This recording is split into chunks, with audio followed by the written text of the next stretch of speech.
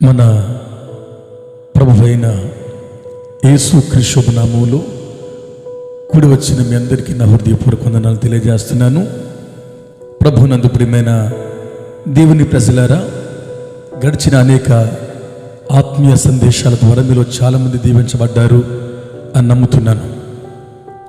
ఈ దినం వాక్య పరిచర్య ద్వారా మీరు ఇంకా దీవించబడాలని కోరుతూ దేవుని సేవకునిగా ప్రాముఖ్యమైన విషయాలు మీతో పంచుకోవాలి అని ఆశపడుతున్నాను. బైబిల్ తెరచి హెబ్రీ పత్రిక 12వ అధ్యాయంలో 28, 29 వచనాలు రాయబడిన మాటలు ధ్యానం చేసుకుందాం. హెబ్రీ పత్రిక 12, 28, 29 వచనాలు రాయబడిన మాటలు ఏంటంటే, అందువలన మనం నిశ్చలమైన రాజ్యాన్ని పొంది దైవ కృప కలిగి ఉందాం. ఆ కృప కలిగిన మనం భయభక్తులతో మన దేవునికి ప్రీతికరమైన సేవ చేద్దాం. ఈరోజు నా అంశం ఏంటి అంటే, ప్రీతికరమైన సేవ అంటే ఏ సేవ? దేవునికి ప్రీతికరమైన సేవ, దేవుడు మెచ్చుకునే సేవ, దేవుడు కోరుకునే సేవ, దేవునికి యోగ్యమైన అంగీకృతమైన దేవునికి ఇష్టమైన మంచి సేవ ఏ సేవ పిల్లారా? అపోస్తలుడైన పౌలు అంటాడు హెబ్రీ సంఘానితో మాట్లాడుతూ, మనము దేవునికి ప్రీతికరమైన సేవ చేద్దాం. దేవుడు మెచ్చుకునే మంచి నమ్మకమైన దాసుడా అనిపించుకునే సేవ చేద్దాం. ఎలాంటి సేవలను దేవుడు మెచ్చుకుంటాడు? ఎలాంటి సేవలు దేవునికి అవసరం? ఎలాంటి సేవ పరిచర్య విధానమును నా దేవుడు నీ దగ్గర నుంచి కోరుకుంటున్నాడు? దేవుని వాక్యం అంటుంది, మనము నిశ్చలమైన రాజ్యాన్ని పొందుకుంటున్నాం. ఎందుకొరకు దేవుడు నిన్ను పిలిచాడు అంటే, ఎందుకు దేవుడు నిన్ను ఎన్నుకున్నాడు అంటే, ఏ నిమిత్తం దేవుడు నిన్ను ఏర్పరచుకొని అన్య జనాంగముల నుండి ప్రత్యేకించుకున్నాడు అంటే, లేఖనం మాట్లాడుతుంది, మనము నిశ్చలమైన రాజ్యాన్ని పొందాలి అని ఆయన మళ్ళీ పిలిచాడు. ఈ రాజ్యం నిశ్చలమైన రాజ్యం, ఇది కదలని రాజ్యం, స్థిరమైన రాజ్యం, అస్థిరత్వం అరమరికలు లేని సామ్రాజ్యం. ఈ నిశ్చలమైన రాజ్యాన్ని పొందుకోవడానికి మనల్ని పిలిచాడు. ఈ రాజ్యాన్ని పొందుకున్న మనం, ఈ రాజ్య పిలుపులో పాలుభాగస్తులుగా మార్చబడిన మనం, వాక్యంలో రాయబడింది, కృప కలిగి ఉండాలి, నిశ్చలమైన రాజ్యాన్ని పొందుకోవాలి. పొందుకున్నవారు దైవ కృప కలిగి ఈ లోకంలో జీవించాలి. దేవుని కృప లేకపోతే ఈ లోకంలో మన మనుగడ కష్టం పిల్లారా. దేవుడే తోడుగా మనకు ఉండకపోతే ఈ ప్రజలు మనల్ని ప్రాణముతోనే మృంగివేసియుదురు అన్న దేవుని వాక్యం సత్యం పిల్లారా. ఒకటి, నిశ్చలమైన రాజ్యాన్ని పొందుకున్నాం, దైవ కృప కలిగి ఉండాలి. ఆ కిందకు వస్తే రాయబడింది, ఆ కృప పొందిన మనం, రాజ్య పిలుపును పొందిన మనం వినయ భయభక్తులతో వినయ భయభక్తులు కలిగిన వారమై 4, ప్రీతికరమైన సేవ దేవునికి చేయాలి. ప్రీతికరమైన సేవను దేవునికి జరిగించాలి. అసలు దేవునికి ప్రీతికరమైన సేవ అంటే ఏ సేవ? దేవుడు ఇష్టపడే సేవ అంటే ఏ సేవ? తెల్లవారు లేచి రాత్రంతా దేవుని కొరకు తిరుగుతున్నాను, దేవుని కొరకు వెళుతున్నాను, దేవుని కొరకు ఏదో చేస్తున్నాను అని చెప్పుకునేది దేవునికి ఇష్టమైన సేవ? దేవునికి ప్రీతికరమైన సేవ అంటే ఏ సేవ? ఒక 4 సేవల కొరకు, 4 పరిచర్యల కొరకు, 4 ప్రాముఖ్యమైన దేవుడు మెచ్చుకునే ప్రముఖ అంశాల కొరకు మీతో పంచుకోవాలని దేవుని సేవకునిగా నేను దయచేసి మీ ముందు చెబుతున్నాను. ఆ 4 సేవలు ఏ సేవలు అంటే, దేవునికి ప్రీతికరమైన సేవలు ఏ సేవలు అంటే, మొట్టమొదటి సేవ దేవుని వాక్యంలో చూద్దాం.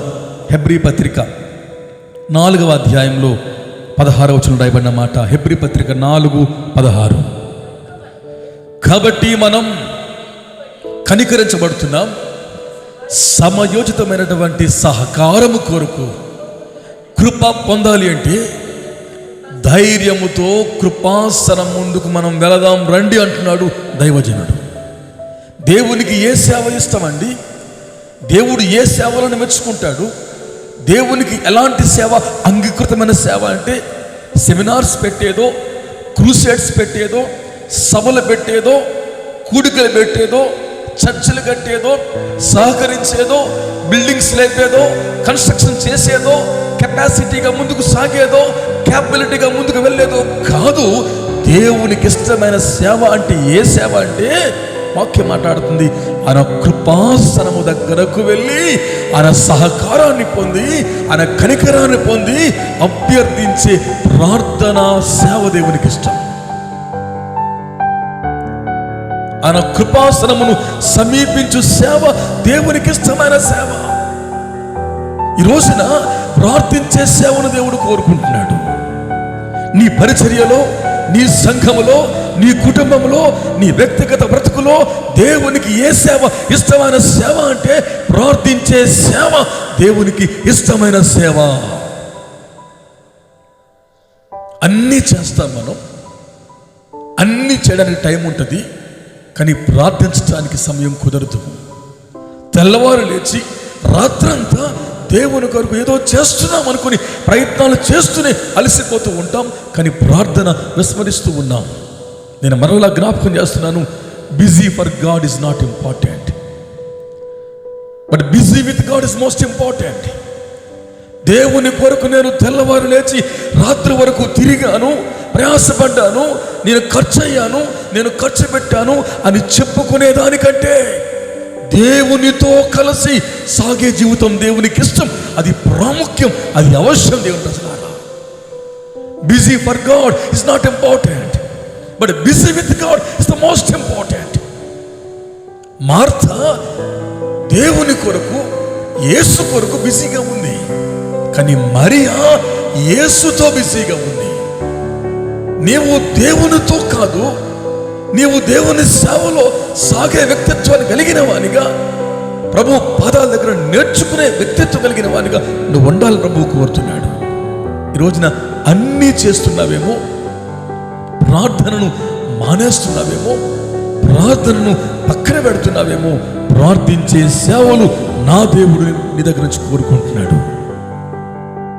అమెరికా దేశం నుండి ఒక పెద్ద మిషనరీ సంస్థ ప్రార్థన చేసి ఒక ఆయన్ని ఒంగోలు ప్రాంతానికి, మన ఆంధ్ర రాష్ట్రంలోనికి సేవకుడికి పంపించారు. చాలా డబ్బులు ఖర్చు పెట్టారు, పెద్ద క్యాంపస్ కట్టించారు, చర్చ్ కట్టించారు, చిల్డ్రన్ హోమ్ పెట్టించారు, విడో హోమ్ పెట్టించారు. విస్తారమైన డబ్బులు ఆ సేవ మీద అమెరికా దేశం నుండి ఖర్చు పెడుతున్నారు మిషనరీస్. కొన్ని సంవత్సరాలు అయ్యింది, ఆయన వెనక్కి పిలిచారు. డాక్టర్ డోడ్, నేను ఒంగోలుకి పంపించాం, ఇంత ఖర్చు పెట్టాం, కానీ నీ సేవ ఫలితాలను చూస్తే కనీసం 3 ఆత్మలు కూడా సంఘంలో లేవు. ఈ 3 సంవత్సరాలలో ఇంత డబ్బు మేము ఖర్చు పెడితే కనీసం 3 కూడా నువ్వు కాపాడలేకపోయినావయ్యా. కాబట్టి ఇక నీవు అన్ఫిట్, నీవు సేవకు, నువ్వు ఇంకా వెళ్ళొద్దు, ఒంగోలుకు నువ్వు వెళ్ళొద్దు, మరొకరిని పంపిస్తాం అని కమిటీ వారు తీర్మానం చేస్తే అందులో పెద్ద ఆయన లేచి అంటాడు, అయ్యలారా, మనం డోడ్ గారిని పంపించాం, ఆయనకు డబ్బులు ఇచ్చినాం, ఖర్చు పెట్టినాం, బిల్డింగ్స్ కట్టాం, క్యాంపస్ కట్టాం, అన్ని సమకూర్చి పెట్టాం. అమెరికా నుండి ఇండియా దేశంలో ఆయన సేవ కొరకు సర్వాన్ని మనం సమకూర్చాం, కానీ మనం ఆయన కొరకు ఏ రోజు కలిసి ప్రార్థన చేయలేదు. కాబట్టి మరలా డోడ్ గారిని పంపిద్దాం, ఆయనకి సహకరిద్దాం, మనకు అవకాశం డోడ్ గారికి ఇద్దాం, ఆయన తిరిగి మరలా ఒంగోలుకి పంపించి మనందరం కలిసి ప్రార్థన చేద్దాం అని ఆ పెద్ద ఆయన చెబితే కమిటీ వారు ఒప్పుకున్నారు. మరలా డోడ్ గారిని ఒంగోలుకి పంపించారు. డాక్టర్ డోడ్ గారు ఒంగోలుకు వచ్చి ఓ రోజున ఓ సభలో వాక్యం చెబుతున్నాడు. కన్నీళ్లతో దేవుని వాక్యాన్ని డాక్టర్ డోడ్ గారు ప్రకటిస్తూ ఉండగా అమెరికా దేశంలో పంపించినటువంటి సంఘమంతా కలిసి ప్రార్థన చేస్తూ ఉండగా వారి ప్రార్థన, డోడ్ గారి వాక్య పరిచర్య ద్వారా ఒకే రోజున డోడ్ గారి వాక్య సేవలో ఒంగోలు ప్రాంతంలో 2200 మంది మారు మనసు పొంది నీటి బాప్తిస్మాన్ని పొందారు. దేవుని నామానికి మహిమ కలుగును గాక. ఆమేన్, ఆమేన్. ఒకే రోజున డోడ్ గారు వాక్యం చెబుతూ ఉండగా ఒంగోలు ప్రాంతంలో 2200 మంది మారు మనసు పొంది పశ్చాత్తాపంతో పొడవబడి, పుచ్చబడి, మార్చబడి, పరివర్తన చెంది యేసు క్రీస్తు రక్తములో కడగబడి జీవితాలు మార్చుకున్నారు. కారణమేంటి? డబ్బులు కాదు. కారణమేంటి? ఆస్తులు కాదు. ఈ ఆత్మల రక్షణ ప్రక్రియకు కారణమేంటి? మరి జ్ఞానం, సామర్థ్యం, తలాంతులు కాదు. ఆ ఆత్మల రక్షణ ప్రక్రియకు మూల స్తంభం, మూల కారణం ప్రార్థన. దేవునికి ఇష్టమైన సేవ ప్రార్థన. నేను ఎప్పుడు ఒక మాట చెబుతాను, మినిస్ట్రీ నీడ్ మనీ. పరిచర్య చేయడానికి డబ్బులు కావాలి, but money is not ministry. డబ్బే సేవ కాకూడదు. Ministry need money, but money is not ministry. సేవ కొరకు డబ్బులు కావాలి. సువార్త ప్రకటించడానికి, ఆత్మను రక్షించడానికి, పరిచర్య చేయడానికి, పరిగెత్తడానికి డబ్బులు అవసరం. అలాగని డబ్బే సేవ కాకూడదు. డబ్బే ముఖ్య తాత్పర్యం కాకూడదు. డబ్బే ప్రధాన అంశమై సేవ, ఆత్మీయ భారాన్ని అర్పేయకూడదు. ప్రియులారా, ఒకటి, దేవునికి ఇష్టమైన సేవ ఏ సేవ అంటే ఆయన కృపాసనమును సమీపించే, ప్రార్థించే సేవ దేవునికి ఇష్టమైన సేవ. రెండవదిగా ప్రియులారా, హెబ్రీ పత్రికలో 13వ అధ్యాయంలో 15వ వచనం ప్రియులారా, కాబట్టి ఆయన ద్వారా మనం దేవునికి ఎల్లప్పుడూ స్తుతి యాగం చేయదము, దేవుని నామానికి మహిమ కలుగును గాక. కాబట్టి మనము ఎల్లప్పుడూ, ఎంత ప్రాముఖ్యమైన మాట అండి ఇది. మనము ఎల్లప్పుడూ దేవునికి స్తుతియాగం చేయాలి. ఎల్లప్పుడూ అంటే అవకాశాలు ఉన్నప్పుడు, అన్ని బాగున్నప్పుడే కాదు, పరిస్థితులు తలక్రిందులైనప్పుడు కూడా, అవకాశాలు బాగోలేనప్పుడు కూడా ఎల్లప్పుడూ మనం దేవునికి స్తుతియాగం చేయాలి. ఒకటి, ప్రార్థించు సేవ దేవునికి ఇష్టమైన సేవ. రెండు, స్తుతించే సేవ దేవునికి ఇష్టమైన సేవ. స్తుతియాగం చేసే సేవ దేవునికి కావాలి. ఏదో కావాలనుకున్నవి దొరికినప్పుడు, అన్ని అవకాశాలు కుదురుపడి, బాగుపడి, సమకూర్చబడినప్పుడు, అనుకున్నవన్నీ అయిపోయేటప్పుడు కాదు. ప్రతికూల పరిస్థితుల్లో, అపనిందలలో, అపజయాలలో, ఓటములో, అవస్థలలో, దుర్దినాలలో, సంక్లిష్ట పరిస్థితుల్లో, కడుపు కాలుతూ ఉన్న, అన్నము లేకపోయినా, అవస్థలు పడుతూ ఉన్న అప్పుడు కూడా దేవుణ్ణి మాత్రమే స్తుతించి అవకాశం నీ సేవలో ఉండాలి అని ప్రభువు కోరుతున్నాడు. స్తుతి యాగం అనే సేవ మనం చేయాలి. స్తుతించు సేవ మనం చేయాలి. విసుగుపోకుండా, అలసిపోకుండా, వేసారిపోకుండా, సనుగుకోకుండా, లేనప్పుడు, కలగనప్పుడు, కుదరనప్పుడు, ఓడిపోతున్నప్పుడు, నిరాశలో, నిస్పృహలో కొట్టుకొని పోతున్నప్పుడు కూడా దేవుణ్ణి స్తుతించే మనస్సు మన సేవలో మనకు రావాలి. అప్పుడే అద్భుతమైన కార్యాలు దేవుడు చేస్తాడు. పాకిస్తాన్లో గుల్సాన్ ఇస్తేర్ ఖాన్ అనే ఒక ఆవిడ పక్షవాయువుతో కాళ్ళు చేతులు చచ్చిపడిపోతే, ముస్లిం వనిత చాలా మసీదులకు తీసుకువెళ్ళారు. మక్కా యాత్ర చేసింది, కానీ బాగుపడలేదు. ఎటకేలకు యేసు కొరకు సువార్త విన్న తరువాత ఆమె రోగాన్ని యేసు బాగు చేసి, యేసు తన్ను తాను ఆమెకు ప్రత్యక్షపరుచుకొని, నజరుడైన యేసు క్రీస్తును నేనేనమ్మా, నీ పాపాలను క్షమిస్తానమ్మా గుల్సాన్ ఇస్తేర్ ఖాన్ అని ఆమెతో మాట్లాడితే, ఆమె రోగమంతా పోయింది. సంపూర్ణంగా స్వస్థత పొందుకొని నడిచి వెళ్ళే అవకాశం దేవుడు ఆమెకు అనుగ్రహించాడు. దేవుని నామానికి మహిమ కలుగును గాక. మక్కా యాత్రలు చేసిన, ఖురాన్ గ్రంథాన్ని పఠించిన, మసీదులలో తన కొరకు ప్రత్యేక ప్రార్థనలు చేయించుకున్నా, భక్తి శ్రద్ధలతో దేవుణ్ణి కొలుస్తూ అంగవైకల్యాన్ని తొలగించమని అభ్యర్థించిన ఎక్కడ పొందని దైవిక స్వస్థత యేసు ద్వారా ఆమె పొందుకుంది. ప్రియులారా, వెంటనే అన్నదమ్ములు అన్నారు, గుల్సాన్ ఎస్తేర్ ఖాన్, మనం పాకిస్తాన్లో ఉన్నాం, మనం మహమ్మదీయులం కాబట్టి నువ్వు యేసుని రహస్యంగా నమ్ముకో, ఇంట్లో ప్రార్థన చేసుకో. బహిరంగంగా వెళ్ళి ప్రార్థనలు చేయడం, బహిరంగంగా యేసు నమ్ముకున్నాను అని చెప్పడం వలన మన పరువు పోతుంది అంటే ఆమె ఒప్పుకోలేదు. ఆఖరికి ఆమెను ఇంట్లో నుంచి బయటకు నెట్టేశారు. రోజున సువార్తకు వెళుతూ ఆమె దూర ప్రాంతం వెళ్ళింది పాకిస్తాన్లో. అప్పటికి సాయంకాలం అయిపోయింది. పాకిస్తాన్లో ఆడవాళ్ళు సాయంత్రం పూట రాత్రి అయితే ఎవరు బయటకు ఎక్కువ తిరగరు, రారు. ముఖం మీద గుడ్డ వేసి ఆ బురక ఉంటుంది అడ్డుగా. మామూలుగా సాధారణంగా వారు బయటికి రారు, అందులో ఈవినింగ్ టైం అస్సలు రారు. ఈ రోజున సువార్తకు వెళ్ళి ఆమె సాయంత్రం అయిపోయింది. వేరే చోట ఆమె చిన్న ఇంట్లో ఉంటుంది, ఇంట్లో నుంచి త్రోసివేయబడి. ఇప్పుడు ఆ ఇంటికి వెళ్ళాలి అంటే చూస్తూ ఉంది, పెద్ద వర్షం పడుతుంది, దట్టమైన మేఘాలు వచ్చినాయి.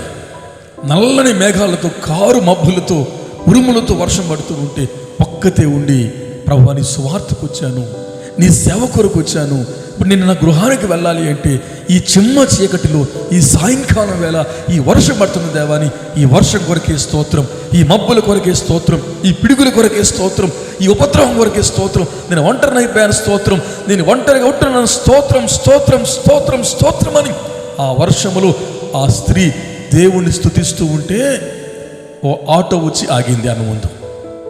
అనుకోకుండా ఓ ఆటో వచ్చి ఆమె ముందు ఆగింది. వెంటనే ఆమె ఆటోలో కూర్చుంది. ఆటో ఆయన మీటర్ తిప్పాడు. మీటర్ తిప్పిన వెంటనే కూర్చుంది.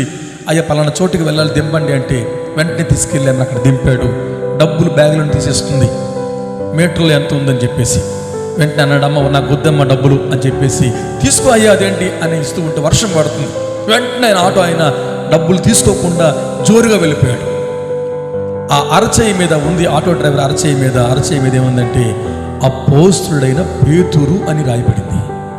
వెంటనే దేవుని స్వరం వినబడుతుంది, వస్తుంది, గుల్సాన్ ఎస్తేర్ ఖాన్, ప్రతికూల పరిస్థితుల్లో ఒంటరిగా ఉండి నా సేవ కొరకు వెళ్ళి నీవు నన్ను స్తుతించావు కాబట్టి, వర్షంలో నిలబడి నీవు నా నామాన్ని ఘనపరిచావు కాబట్టి, నా నామాన్ని ఆరాధించావు కాబట్టి నీ కొరకు నేను అపోస్తలుడైన పేతురుని ఆటో డ్రైవర్గా పంపించానమ్మా అన్న స్వరం వినబడుతుంది. వెంటనే ఆమె ప్రభువు నామాన్ని కనపరుస్తూ దేవాని కొందనాలు దేవాని కన్నెలతో దేవుని ఆరాధించింది. బిడ్డా, నీవు స్తుతిస్తే నీ కష్టాలలో, నీ బాధలలో, నీ అపజయాలలో, నీ ఓటములో నువ్వు దేవుణ్ణి స్తుతిస్తే దేవుడు నీ కొరకు గబ్రియేలును, మిఖాయేలును, రఫాయేలును, దూతల పరివారణను అవసరమైతే దేవుడే నీ కొరకు ముందుకు వచ్చేవానిగా ఉండబోతున్నాడు. అద్భుతమైన సహకారం నీకు చేయాలనుకుంటున్నాడు. కాబట్టి దేవునికి ఏ సేవలు ఇష్టమండి? దేవుడు ఏ సేవలను ఆశపడతాడు, కోరుకుంటాడు? ఎలాంటి సేవ కావాలి అంటే ప్రార్థించే సేవ దేవునికి ఇష్టమైన సేవ. 2, స్తుతించే సేవ దేవునికి ఇష్టమైన సేవ. 3వదిగా ప్రియులారా, కొరింథీ 2వ పత్రిక 4వ అధ్యాయంలో 1వ వచనం 2వ వచనం, కాబట్టి ఈ పరిచర్య మనం పొందుకున్నాం, మనం కరుణించబడ్డాం, అధైర్యపడొద్దు, అయితే కుయుక్తిగా నడుచుకోవద్దు, దేవుని వాక్యమును వంచనగా బోధించొద్దు, సత్యమును ప్రత్యక్షపరచాలి, దేవుని నామానికి మహిమ కలుగునుగాక. ఏ సేవలు దేవునికి ఇష్టమండి? ఎలాంటి సేవలు దేవుడు కోరుకుంటున్నాడు? 1, ప్రార్థించే సేవ, 2, స్తుతించే సేవ, 3వదిగా సత్యమును ప్రత్యక్షపరచు సేవ. Let we reveal the truth among the children of God. This is the time we release the truth, we proclaim the truth, we reveal the truth. ఈ రోజున సత్యం సంత వీధులు ఏడుస్తుంది, సత్యం ఘోషిస్తూ ఉంది. ప్రజలందరూ కల్పన కథలు వైపు వెళ్ళిపోయే కాలం వచ్చింది. బురద చెవులు గలవారై స్వకీయ బోధకులను ఏర్పరచుకొని నాటకీయ పరిమాణాలతో దేవుని శక్తిని ఆస్వాదించలేక, అపోస్తుల బోధలో నిలబడలేక ఈనాటి తరం కొట్టుకొని పోతూ ఉంటే, సత్యం సంత వీధిలో ఏడుస్తూ ఉంది, సత్యం ఘోషిస్తూ ఉంది, సత్యం దుఃఖపడుతూ ఉంది. ఈ సత్యాన్ని విడిపించి, ఈ సత్యాన్ని తీసుకొచ్చి, ఈ సత్యాన్ని మరలా ఈ కడవరి కాలంలో భారతదేశంలో ప్రత్యక్షపరిచే సత్య సంతాన కర్తలు నా దేవుడు కావాలి. సత్యమును ప్రత్యక్షపరచువారు కావాలి, సత్యమును కనపరచువారు, సత్యమును చూపించువారు, సత్యమును అగపరచువారు, సత్యమును దేవుని ప్రజల మధ్యన ప్రత్యక్షపరిచే భక్తులు దేవుని కావాలి. ప్రియులారా, ఏది సత్యం? అబద్ధ బోధలలో, అసత్య బోధలలో, భిన్నమైన బోధలలో, రకరకాల బోధనలలో ఆ మాట ఈ మాట చెప్పి ఈ రోజున అనేక మంది జీవితాలను పాడు చేస్తూ, సంఘాలను చెరుపుతూ, కుటుంబాలని మొక్కలు చేస్తూ, ఈ కడవరి కాలంలో దుర్బోధలను బోధిస్తూ దేవుని సమాజాన్ని సాతానుడు నాశనం చేయడానికి కంకణం కట్టుకుంటూ ఉంటే, ఈ సత్యమైన బోధను ప్రత్యక్షపరచడానికి మనం దుర్బోధలతో యుద్ధమాడే సమయం ఆసన్నమైంది. ప్రజలారా, ఈ పరిశుద్ధమైన బోధ కొరకు మనం పోరాటం చేసే సమయం ఆసన్నమైంది. ప్రభు కోరుతున్నాడు. ఆయనకి ఏ సేవ ఇష్టమంటే, ఒకటి ప్రార్థించే సేవ. ఆయనకు ఏ సేవ ఇష్టమంటే స్తుతించే సేవ. మూడు, ఆయనకి ఏ సేవ ఇష్టమంటే సత్యమును ప్రత్యక్షపరచు సేవ. మోషే ముసుగుతో వచ్చాడు కొండ మీద నుండి. మోషే ముఖమును వారు చూడలేక, ముఖం మీద ప్రకాశాన్ని చూడలేక ముసుగును వేశారు. కానీ ఈ కడవరి కాలంలో క్రొత్త నిబంధన విశ్వాసులుగా, క్రొత్త నిబంధన సేవకులుగా, ఈ నవీన యుగపు దేవుని భక్తులుగా మనందరమును ముసుగు లేని ముఖముతో సత్యమును ప్రత్యక్షపరిచే సమయం ఆసన్నమైంది. ప్రజలారా, ముసుగు లేని ముఖముతో, కుల ప్రస్తావన లేకుండా, నావారు అన్న తారతమ్యం లేకుండా, వీళ్ళు నా తాలూకా అన్న భేదాలు చూపించకుండా, వైమస్యాలకు చోటు ఇవ్వకుండా, వైవిధ్యాలకు అవకాశం ఇవ్వకుండా, ఉన్నది ఉన్నట్లుగా ప్రబోధించే మొమాటము లేని సత్య బోధకులు నా యేసుకు కావాలి. ఆ సేవలు నా ప్రభు వెతుకుతూ ఉన్నాడు. మూడవదిగా సత్యమును ప్రత్యక్షపరచు సేవ నా ప్రభువుకు కావాలి. ఆఖరిదిగా దేవుని ప్రజలారా, రోమా పత్రికలు 12వ అధ్యాయములో మొదటి వచనం, కాబట్టి సహోదరులారా, పరిశుద్ధమును దేవునికి అనుకూలమైన సజీవయాగముగా మీ శరీరములను ఆయనకు సమర్పించుకోండి. దేవుని వాత్సల్యాన్ని బట్టి బతిమలాడుకుంటున్నాను, ఇట్టి సేవ మీకు యుక్తమైనది. ఈ సేవ మీకు కావాలి, ఈ సేవ మీకు అవసరం, ఇది మీకు అవశ్యం. దేవుడు ఏ సేవలను కోరుకుంటున్నాడు? దేవునికి ఏ సేవలు అవసరం? దేవునికి ఎలాంటి సేవకుడు కావాలి? ప్రార్థించేవాడు, స్తుతించేవాడు, సత్యమును ప్రత్యక్షపరచేవాడు. నాలుగవదిగా తన్ను తాను త్యాగము చేసుకుని దేవునికి అప్పగించుకునే సేవలు దేవునికి కావాలి. మన దేహాలను దేవునికి అప్పగించుకుందాం. ఉన్న పోటున సజీవ యాగముగా నేనే మార్చబడే సేవ దేవునికి కావాలి. ఎవరినో యాగం చేయమనడం కాదు, ఎవరి దగ్గర త్యాగం చేయమని చెప్పడం కాదు. నా మట్టుకు నేనే దేవుని కొరకు త్యాగమయ్యే సేవ జరిగించాలి. సేవకు వస్తున్నాం, దేవుడు దీవించడం చెప్పుకుంటున్నాం, చాలా ఆర్జించుకుంటున్నాం, చాలా వెనకేసుకుంటున్నాం. మంచిదే, ఆశీర్వాదంలో భాగమే. నేను వద్దు అని చెప్పలేదు, వాక్యం దాన్ని తప్పు అని చెప్పలేదు. కానీ అంతగా దీవించబడుతున్న మనం ఆ ఉన్న ఆస్తిని, ఆ ఉన్న అవకాశాన్ని, ఆ ఉన్న సంపదను, ఆ ఉన్న ఐశ్వర్యాన్ని, దేవుడిచ్చినటువంటి ఆ దీవెనను తిరిగి దేవుని కోసం ఖర్చు పెడుతున్నామా? మనం త్యాగాలు చేస్తున్నామా? మనం వెనకేసుకోకుండా, పోగేసుకోకుండా, దాచేసుకోకుండా, ఉంచుకోకుండా, మిగిల్చుకోకుండా తిరిగి ఇచ్చిన దేవుని సేవలోనే దాన్ని వినియోగించి ఖర్చు అవుతున్నామా? మనల్ని మనం అప్పగించుకునే సేవ దేవునికి కావాలి. మనం త్యాగమయ్యే సేవ దేవునికి కావాలి. మనం డెడికేట్ చేసుకొని సాక్రిఫైస్ అయ్యే సేవ దేవునికి కావాలి. మీరివ్వండి, మీరు చేయండి, ఆమె ఇచ్చింది మీరివ్వండి అని చెప్పేదానికంటే నేను ఇస్తాను, నేను చేస్తాను, నేను ఉంటాను, నేను చెబుతాను, నేను జరిగిస్తాను, నేను ఖర్చు అవుతాను, నేను ప్రభువు కొరకు బ్రతుకుతాను, చేస్తాను అన్నవారు దేవునికి కావాలి. దైవజనులు జోషి గారు చెప్పేవారు, క్రైస్తవుడు 3 టీలు ఇవ్వాలి, ఆల్ఫాబెటికల్లో ఉన్న 3 టీస్ ఇవ్వాలి అని చెప్పేవారు. The first T is time, the second T is talent, the third T is treasury. First T అంటే టైం, అంటే సమయం. మన సమయాన్ని దేవునికి ఇవ్వాలి.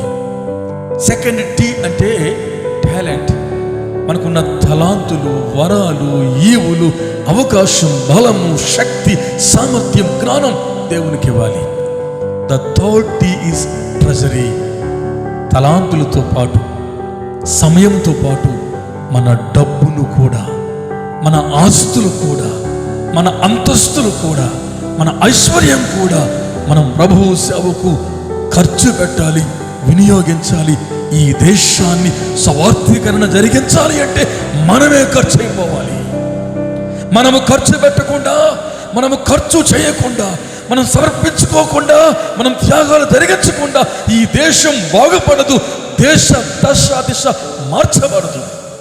భారతదేశం క్రీస్తుకు సొంతం కావాలి అంటే, భారతదేశంలో సందుల్లో ఉద్యమం రావాలి అంటే, ఈ భారత భూమి మీద దేవుని శక్తి కృమ్మరించబడి శక్తిన మహిమ వచ్చి ఈ దేశమంతటిని మార్చాలి అంటే నీవే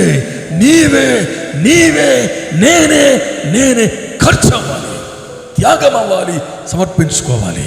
అప్పుడే అద్భుతమైన కార్యాలు నా ద్వారా, నీ ద్వారా, మన ద్వారా దేవుడు జరిగించబోతూ ఉన్నాడు. ఏ సేవలు దేవునికి ఇష్టమండి? బాల్కనీ చర్చ్ కట్టుకున్నాను, ఏసీలు పెట్టుకుంటున్నాను, పూరి గుడిసు ఉంది, రేకుల షెడ్ ఉంది, ఇంట్లో ఆరాధన చేసుకుంటున్నాను. కాదు.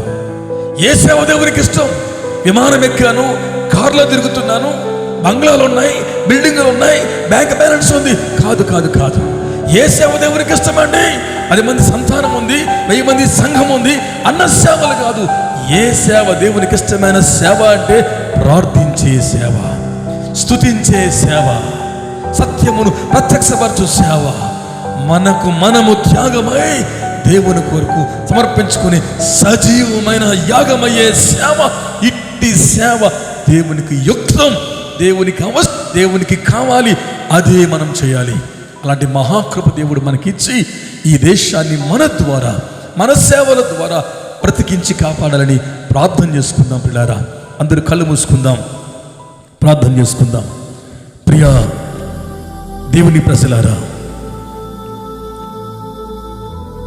నిశ్చలమైన రాజ్యాన్ని పొంది దైవ కృప కలిగి వినయ భయభక్తులతో ప్రీతికరమైన సేవ, ఇష్టమైన సేవ అంటే ప్రసంగాలు చేయడం కాదు, ఇష్టమైన సేవ అంటే డబ్బులుంటే ఇచ్చేయడం కాదు, ఇష్టమైన సేవ అంటే ఏదో వాయిద్యాలు వాయిస్తున్నాను, అందరికంటే ముందు కూర్చుంటున్నాను, చేతులు కట్టుకుంటున్నాను, లోపడుతున్నాను అని చెప్పేది కాదు. ఇష్టమైన సేవ అంటే ఆయన కృపాసనము దగ్గరికి వచ్చి సమయోచితమైన సహకారం కొరకే కనికరించబడి కన్నీరు కార్చి ప్రార్థించే సేవ నా దేవునికి ఇష్టం. ఎంతకాలమైంది నువ్వు ప్రార్థించి? ఎంతకాలమైంది ప్రాతకాలమే లేచి కన్నీరు కార్చి అంగనార్చి నీ ప్రార్థన బలిపీఠాన్ని కట్టుకొని? బిడా, ప్రార్థించే సేవ చేస్తావా? ఈ సంసార యాతనలో, ఈ సంసార సాగరంలో, ఈ బిల్డింగ్ కన్స్ట్రక్షన్స్ లో, ఈ ప్రాపర్టీస్ రెస్టరేషన్లో, లోకయాతనలో పడి తెల్లవారి నుంచి రాత్రి వరకు బిజీగా మారిపోతున్నా నీ జీవితాన్ని నా ప్రభు ప్రశ్నిస్తున్నాడు. ఒక్క గడి అయినా నాతో మీరు మేలుకొని ఉండలేడా? శోధనలో మీరు ప్రవేశించకుండానట్లు మెలకువగా ఉండి ప్రార్థించండి. బేతేలులో యాకోబు కన్నీరు విడిచాడు. మగసిరి గలవాడే దొతతో పోరాటం చేశాడు. ఇశ్రాయేలుగా రూపాంతరపరచబడ్డాడు. బిడ్డ, ప్రార్థనే, ప్రార్థించే సేవే దేవునికి ఇష్టమైన సేవ. ఎల్లప్పుడూ స్తుతియాగము చేద్దాం. సనుక్కుంటున్నావా? పొరుగు వారిని చూచి, పక్క వారిని చూచి, ఇతరులను చూచి ఆయాసపడుతున్నావా? విసుగు చెందుతున్నావా? నేను దీవించబడటం లేదే అన్న సంకోచనలో, అనుమానంలో కొట్టుకుపోతున్నావా? పరిస్థితులు తలకిందలుగా మార్చబడిన నీ స్థితిగతులు ఒకవేళ నీ జీవితాన్ని బలంగా ఢీకొట్టి అపజయాల బాటలను త్రోసేస్తూ ఉన్నా, పెను తుఫాను వలె శోధనలు సముద్ర తరంగం వలె ముంచెత్తుకుని వస్తూ ఉన్నా, ఎల్లప్పుడూ స్తుతియాగము చేయు. ఎల్లప్పుడూ ప్రభుని స్తుతిస్తూనే ఉండు. యెహోవా ఇచ్చెను, యెహోవా తీసుకుపోయాను, యెహోవాకి స్తోత్రం కలుగునుగా. కానీ యోబు వలె అంజూరపు చెట్లు పోయకుండిన, ద్రాక్ష చెట్లు ఫలించకపోయినా, సాలలో పశువులు రాకపోయినా, గొర్రెలు దొడ్డులో ఉండకపోయినా, ఇంకాను నేను నా దేవుని యందే ఆనందిస్తాను అని చెప్పి హబక్కూకు వలె మార్చబడాలి. సత్యం ఘోషిస్తూ ఉంది, సంత వీధులు ఉంది. కల్పన కథల వైపు, అబద్ధ బోధల వైపు, భిన్నమైన బోధల వైపు దురద చెవులు గలవారే లోకం ప్రజలందరూ కొట్టుకొని పోతూ ఉంటే, సత్యాన్ని ప్రత్యక్షపరిచే సత్య సంధాన కర్తలు నా ప్రభువు కావాలి. సత్య ప్రబోధకులు కావాలి. సత్య వాక్యాన్ని మోసుకుని పోయే శిలువ సైనికులు నా యేసుకు కావాలి. మమాటము లేని వారై ఉన్నది ఉన్నట్లుగా రాజీ పడకుండా బోధించి అపోస్తల బోధను స్థిరపరిచే గొప్ప ధైర్యమున్న సైన్యం దేవునికి కావాలి. అంతేకాదు, అప్పగించుకునే సేవ, సజీవ యాగమయ్యే సేవ, ఉన్న పాటునే సాక్రిఫైస్ అయ్యే సేవ దేవునికి కావాలి. ఎవరో త్యాగాలు చేయడం కాదు. విలియం కేరీ చేశాడు, హడ్సన్ టైలర్ చేశాడు, జాన్ వెస్లీ చేశాడు, టిఎల్ ఆస్బర్న్ గారు చేశారు, డిఎల్ మూడీ గారు చేశారు, చార్లెస్ ఫిన్నీ చేశాడు అని చదవడం కాదు, చెప్పుకోవడం కాదు, వినడం కాదు, గర్వించడం కాదు, చప్పట పడడం కాదు. ఈ రోజున నీవే నా దేవుని కొరకు ఈ తరానికి సేవ చేసే త్యాగాలు చేయాలి. నీవు ఈ దేశం కొరకు, ఈ దేశ రక్షణ కొరకు, దేశ ఉద్యమం కొరకు త్యాగాలు చేయాలి. ఆస్తులా, అంతస్తులా, అవకాశమా, సామర్థ్యమా, ఏదైనా నా దేవుని కొరకు నీవు సజీవ యాగముగా ఉన్న పాటున అప్పగించుకునే యుక్తమైన సేవ, దేవునికి నచ్చే సేవ, దేవుడు మెచ్చుకొనే సేవ నువ్వు చేయాలని కోరుతున్నాడు. అలాంటి మహాకృప దేవుడు మనకి ఇవ్వాలని ప్రార్థించుకుందాం. ప్రేమ కలిగిన మా మంచి యేసుదేవా, ప్రీతికరమైన సేవ కొరకు మీరు మాతో మాట్లాడారు. ప్రార్థించే సేవ చేయాలి అని, స్తుతించే సేవ చేయాలి అని, సత్యమును ప్రత్యక్షపరచు సేవ చేయాలి అని, మమ్మల్ని మేము సజీవ యాగంగా అప్పగించుకుని త్యాగం అయిపోయే సేవలు చేయాలని కోరుతున్నారు. అట్టి సేవలు యుక్తమైనవని, అలాంటి సేవలు మీరు మెచ్చుకుంటారని కోరుతున్నారు. అలాంటి మహాకృప ఈ కడవరి కాలపు సంఘమంతటికి అనుగ్రహించి, ఈ వర్తమానం విన్న బిడ్డలందరికీ అనుగ్రహించి, అద్భుతాలు మీరు జరిగించి, మా సేవల ద్వారా మీ నామానికి మహిమ తెచ్చుకొని ప్రీతికరమైన సేవ చేసే మమ్మల్ని మీరు చేయమని, మా సేవలలో అద్భుతాలు మీరు జరిగించమని, విన్న వర్తమానం ద్వారా కుటుంబాలను, పరిచర్యలను ప్రతి ఒక్కరిని మీరు వర్ధిల్లింప చేయమని వేడుకుంటూ యేసు ప్రభు ద్వారా ప్రార్థిస్తున్నాము తండ్రి. ఆమేన్, ఆమేన్, ఆమేన్. పిల్లల ఇంకెక్కువ ఆత్మీయ సందేశాలు విని బలపరచబడాలని కోరుకుంటే రివైవలిస్ట్ మధు మనోహర్ అనే మా ఛానల్ని యూట్యూబ్లో సబ్స్క్రైబ్ చేయండి, ఇతరులకు షేర్ చేయండి. మీరు దీవించబడి మండించబడి దేవుని చేతిలో వాడబడి ఇతరులకు కూడా అలాగూ చేయడానికి ప్రయత్నం చేసి ఇతరులకు కూడా ఈ గొప్ప సేవలకి పాలుభాగస్తులుగా మార్చండి.